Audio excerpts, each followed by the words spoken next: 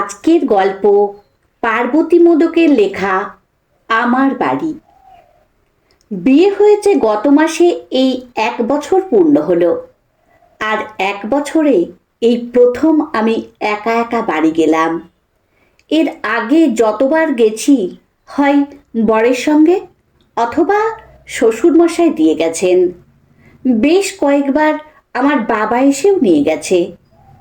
কিন্তু মাস চারেক হলো বাবা হঠাৎ ম্যাসি বেটাকে চলে যাওয়ার পর কাজকর্ম সেরে সেই যে এ বাড়িতে এসেছি, আর বাড়ি যাওয়া হয়ে ওঠেনি।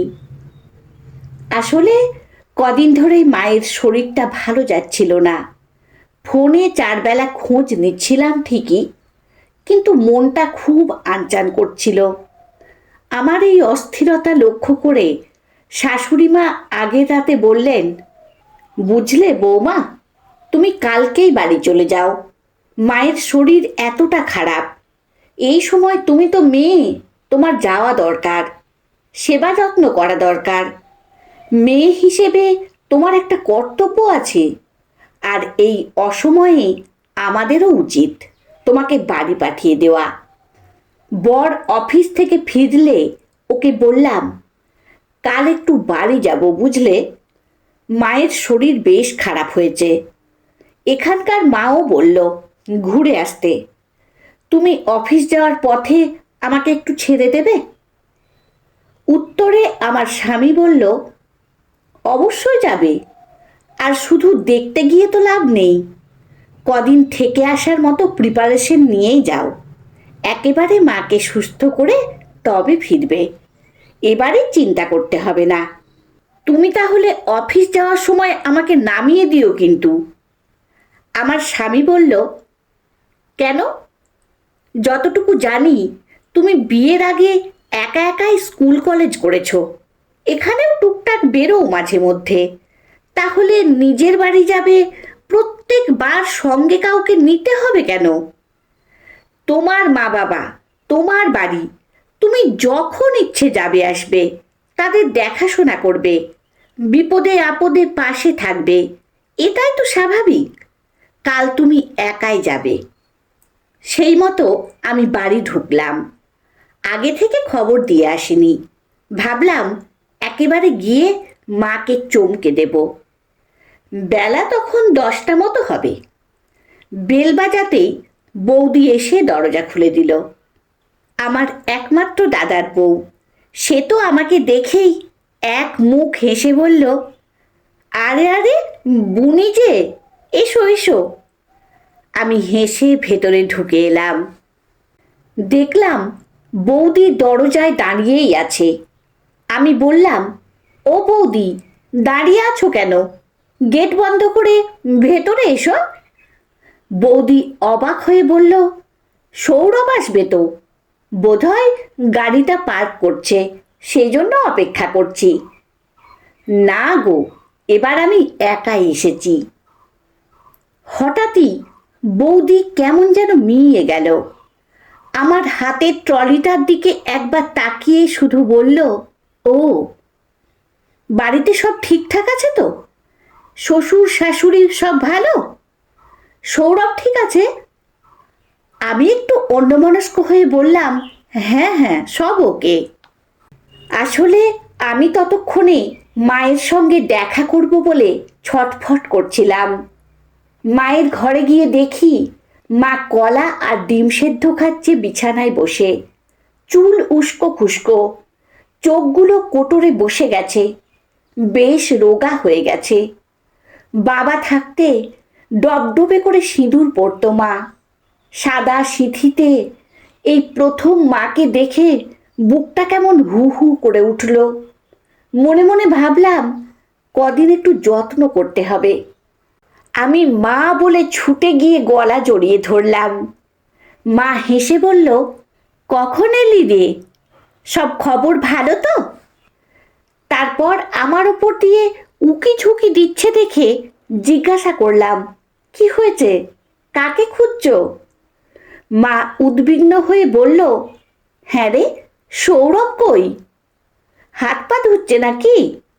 আমি হেসে বললাম, কেন গো, আমি একা আসতে পারি না? একাই এসেছি, এখন কদিন থাকবো এখানে তোমার কাছে। মা শুনেই খাওয়া বন্ধ করে বিছানা থেকে নেমে পড়ল। ভুরু কুঁচকে বলল, মানে? কাল রাতে ফোন করলি, আসবি, কিছু বললি না তো? সৌরভও কিছু বলল না, বেয়ানও তো ফোন টোন করেনি। কি হয়েছে বল তো ঠিক করে।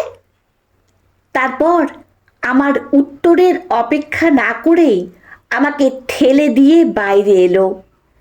অসুস্থ শরীর, আর একটু হলেই পড়ে যেত। দেওয়াল ধরে দাঁড়িয়ে পড়ল।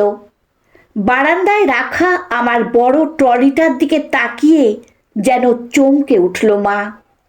আমাকে হাত ধরে ঘরে নিয়ে এসে দরজা বন্ধ করে দিয়ে সোজাসুজি আমার দিকে তাকিয়ে জিজ্ঞাসা করল, কি হয়েছে ঠিক করে বল, নিশ্চয়ই কোনো অশান্তি করেছিস।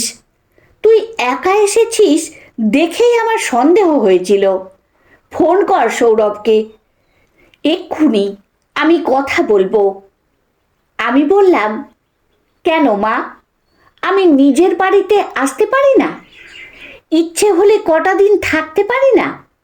তার জন্য জামাইকে আসতেই হবে? তোমাদের কথা মতো এক মুঠো চাল দিয়ে ঋণ শোধ করে দিইনি বলেই কি আর এ বাড়িতে আমার জন্য ভাত বরাদ্দ নেই? বলেই ঘর খুলে বেরিয়ে নিজের ঘরটায় গেলাম। সেখানে গিয়েও জোর ধাক্কা খেলাম। তাকের বইগুলো সব উধাও। আমার ছবি আঁকার রং, তুলি, প্যালেট সব এক কোণে ফেলে রাখা। পর্দার রং বদলে গেছে।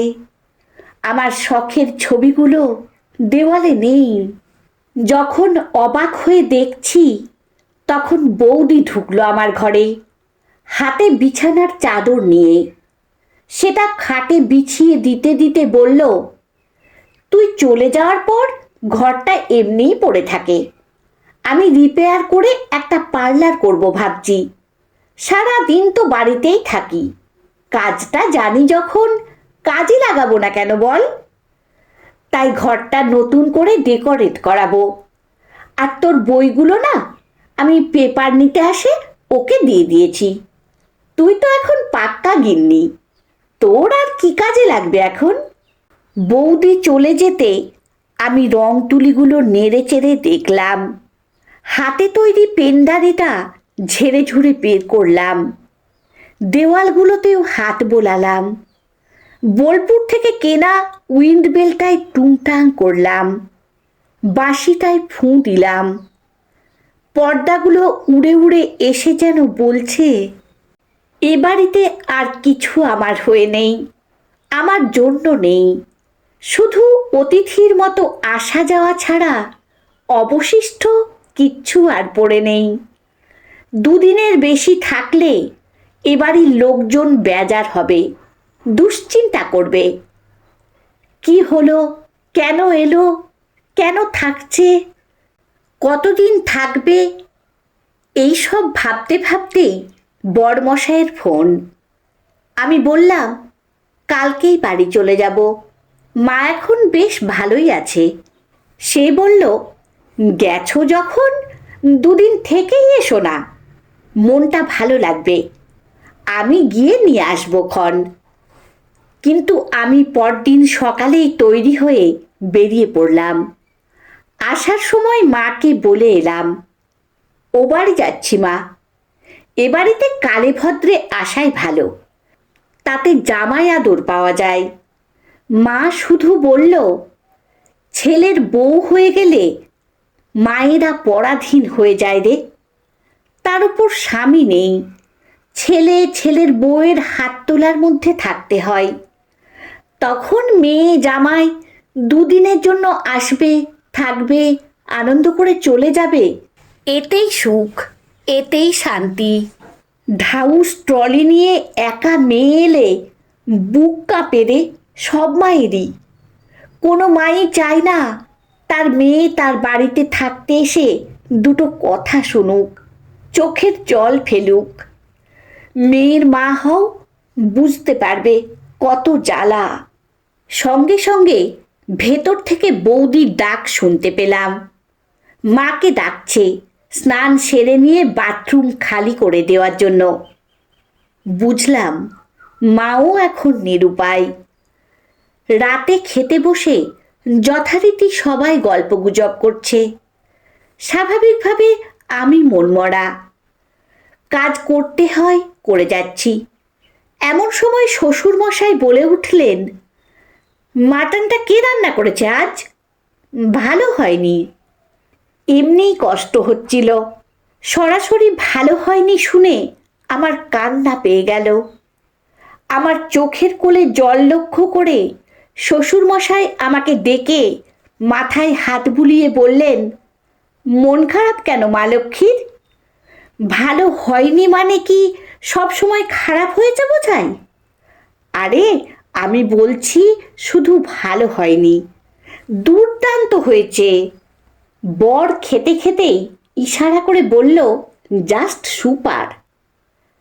তারপর শ্বশুরমশাই জিজ্ঞাসা করলেন, বৌমা তুমি তো বেশ কদিন থাকবো বলে বাড়ি গেলে, আজই চলে এলে যে? ও মায়ের বাড়ি ওইটুকুই ভালো বাবা, বাড়ি ছেড়ে থাকতে ভালো লাগে না।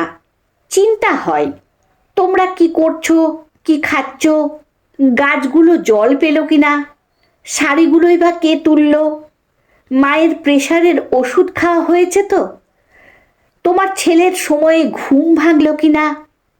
বলেই হঠাৎ মনে হলো এরা তো একবারও মেনশন করে না ওটা আমার বাপের বাড়ি, অথচ মা বুঝিয়ে দিল এখন ওটা আমার বেড়াতে যাওয়ার একটা ডেস্টিনেশন। অজান্তেই আমার নিজের ঠিকানাটা অন্য বাড়ি হয়ে গেছে। দীর্ঘশ্বাস ফেলে বললাম, আইডি কার্ডগুলোই ঠিকানা বদলাতে হবে এবার। খিদে নেই, রাতে কিছু খাবো না বলে শুতে চলে যাচ্ছিলাম। শাশুড়ি মা ইশারায় একটু দাঁড়িয়ে যেতে বললেন। ওদের খাওয়া হয়ে গেলে ওরা উঠে গেল। আমাকে একটা চেয়ার দেখিয়ে বললেন, এখানে বসো। তারপর আমার প্রিয় পনিরের তরকারি আর ভাত নিয়ে এসে থালা ধরে একদলা ভাত মুখে পুরে দিয়ে বললেন, তোমার মাটনে গন্ধ লাগে বলে আমি যে হাঁটুর ব্যথা নিয়ে পনিরের তরকারি করলাম এত কষ্ট করে, তোমার মনের কষ্টটাই সব। সারা রাত না খেয়ে থাকলে আমার কষ্ট হবে না? সব ভাত কটা শেষ করে হাত ধুয়ে এসে আমাকে বললেন, ছেলে মেয়ে নির্বিশেষে সব মানুষকেই জলের মতো হতে হয়। যেখানে থাকবে সেভাবে নিজেকে গুছিয়ে নিতে শিখতে হয়। আর কী সব বলে, মেয়েদের নিজের কোনো বাড়ি হয় না। কে বলেছে হয় না? নিজের করে নিতে পারলেই নিজের বাড়ি হয়। এটাই এখন তোমার বাড়ি। এখানে তোমার অধিকার সবচেয়ে বেশি, তোমার দাবিও সব থেকে বেশি। মায়ের ওপর অভিমান করো না। বৌদির মতো তুমিও এই বাড়িটা নিজের পছন্দ মতো, নিজের ইচ্ছে মতো গুছিয়ে নাও না। মায়ের বাড়িটা থাক না মাঝে মধ্যে হাওয়া বদলের জায়গা হয়ে, খুব অসুবিধা হবে কি? আমার তখন চোখের কোণে জল, অথচ মনটা কেমন হালকা হয়ে গেছে। এত জোর দিয়ে আমার বাড়িটাকে চিনিয়ে দেওয়ার জন্য মাকে একটু জড়িয়ে ধরতে গেলাম। মা কপট রাগ দেখিয়ে বলল, এঁটো মুখে সব এক করতে এসো না, যত আদিক্ষেতা। হ্যাঁ, সব সময় শাশুড়ি কথাটা জুড়ে না দিয়ে দু এক সময় প্রাণ খুলে মানুষটাকে মা বলেও তো বলা যায়। বিশেষ করে যে আমাদের নিজের মেয়েই মনে করে যত্ন করে।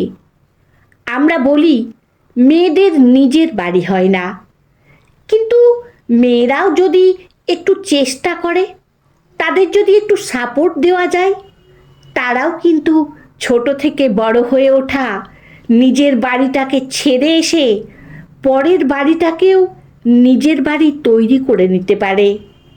তারাও বিশ্বাস করতে পারে জন্ম অন্য বাড়িতে হলেও বাকি জীবন তার এখানেই কাটবে, কারণ মুদ্রার এপিঠটা সত্যি হলে ওপিঠটাও তো মিথ্যে নয়। যদি গুণবান শ্বশুরবাড়ি থাকে তার সনে, তবে সংসার সুখের হয় সে রমণীর গুণে।